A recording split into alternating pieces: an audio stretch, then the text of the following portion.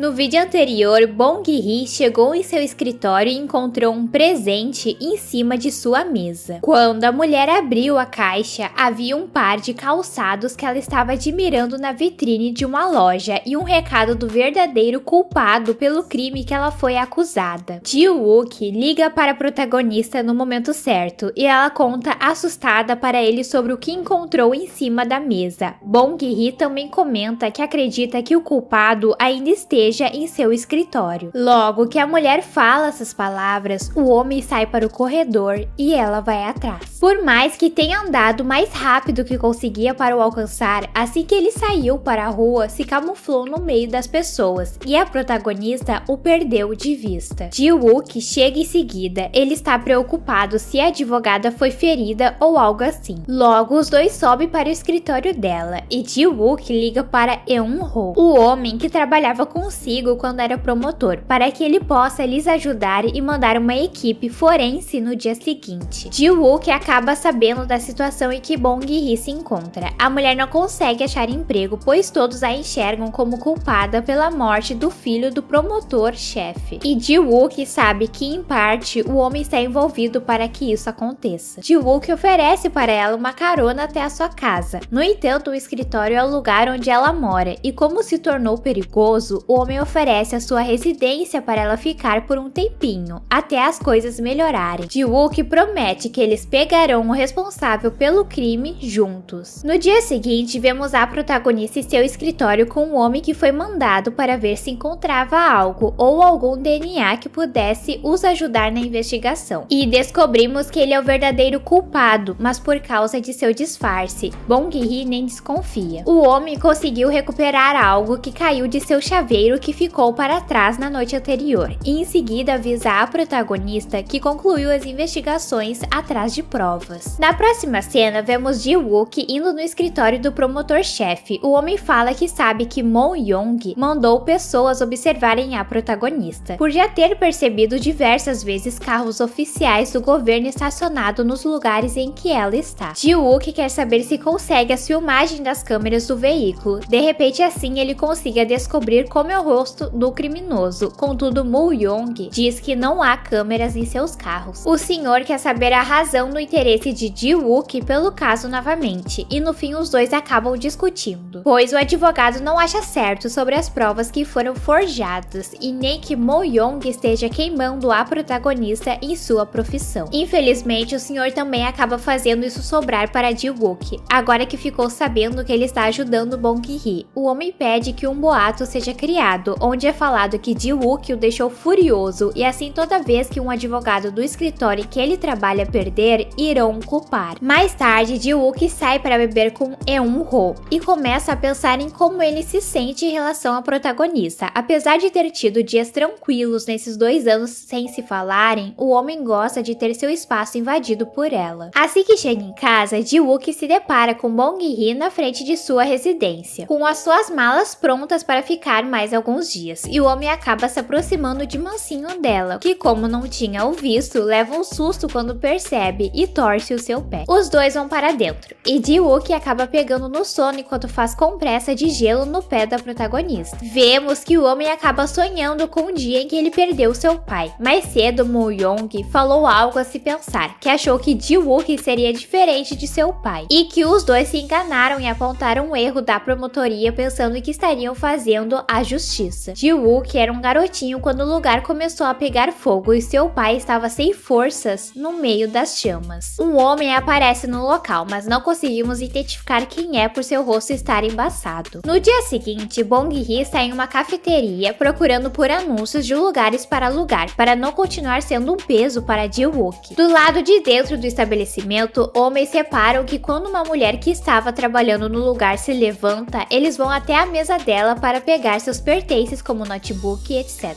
Yeon-jong sabia que eles não eram os donos dos objetos, então decide intervir e, por saber defesa pessoal, estava acabando com os homens. A protagonista do lado de fora percebeu a movimentação e decidiu ajudar, já que ela é faixa preta em artes marciais, e assim as duas deteram os homens até a polícia chegar. Infelizmente, nessa brincadeira, Bong Hee acabou machucando seu tornozelo, assim Yo-jung a leva até o hospital, já que a mulher lhe ajudou com a confusão. Yo-jung é promotor promotora e fala que gostou de conhecer a protagonista, então as duas decidem trocar seus cartões de visita que contêm as suas informações. Bong Hee vai para a casa de Ji-wook para pôr seu pé para cima, já que ele está engessado e não pode ficar o forçando por aí. Na residência, o homem cuida muito bem dela por achar que foi ele quem causou com a torção no dia anterior. E como a protagonista está com uma quedinha por ele, nem lhe falou a verdade, apenas aproveitou. Na próxima cena, vemos Yeojong almoçando com Ji-ai, que lhe diz que a promotora sempre foi uma inspiração para ela. Até que Ji-ai decidiu frequentar a mesma escola e faculdade que a mulher se formou. Ji-ai comenta sobre o tempo em que Yeojong estava fora do país, e Yeojong explica que não estava nos Estados Unidos para fazer seu mestrado como todos pensam, mas por ter traído seu namorado, no caso, Ji-wook. E Ji-ai revela que também já fez parte de uma traição. Era ela quem estava no hotel com Hee-jun naquele dia que a protagonista descobriu a traição de seu ex-namorado. Yoo-jung diz que voltou para reconquistar seu ex-namorado. O plano dela é encontrá-lo e fingir que não lembra o motivo deles terem se separado. No escritório de Yong-hee está acontecendo exatamente o que o promotor-chefe queria. Todos os advogados que perdem nos julgamentos estão culpando Ji-wook. Então, Yong-hee pede que o homem e Eun-hyuk saiam para beber e se enturmar com seus colegas de trabalho para que criem um vínculo e diminuam um pouco a tensão que está no escritório. No lugar, a protagonista chega depois de um certo momento, no entanto, para sentar em outra mesa, pois ela está prestes a conseguir um emprego. E os entrevistadores pediram para ser uma entrevista menos formal. Ji-wook acha estranho a mulher estar bebendo com estes homens que acabou de conhecer, ainda mais pelo fato da entrevista ser dentro de um bar. Entretanto, a mulher não se pode dar o luxo de esperar alguma oportunidade melhor aparecer, pois ela está no fundo do poço. Mas, ao desenrolar da noite, Bong Hee percebe que a sua entrevista não era para divulgar no escritório. Na verdade, os homens querem que ela faça visitas aos clientes nas penitenciárias, até pedem que ela use roupas mais decotadas e curtas. A protagonista se sente desrespeitada e começa a se irritar. No entanto, antes que ela fizesse algo que se arrependesse no futuro, Ji-wook se levanta e a tira do estabelecimento. O homem está um pouco altinho e vemos que ele acorda no dia seguinte em sua cama, mas vestindo apenas a parte de baixo. Ji-wook não se lembra de todas as coisas que aconteceram na noite anterior, apenas há lembranças soltas em sua memória, e uma delas é ele dando em cima da protagonista em cima de sua cama. O homem até pergunta para Bong Hee se eles fizeram alguma coisa, mas como ele havia a deixado em dúvida da outra vez e não a respondeu, a mulher fez a mesma coisa desta vez. Quando os dois estão saindo de casa, se deparam com Yeojung esperando Ji-wook no portão. Pela forma que o homem paralisou na frente da mulher, a protagonista sabia que se tratava de sua ex-namorada. Yeojung age como se não tivesse sido ela quem errou no relacionamento dos dois, e tem a audácia de dizer para Ji-wook que ele irá mais tarde se arrepender de a tratar com tanta frieza. Bong Hee não sabe ao certo o que fazer, mas segue a linha de raciocínio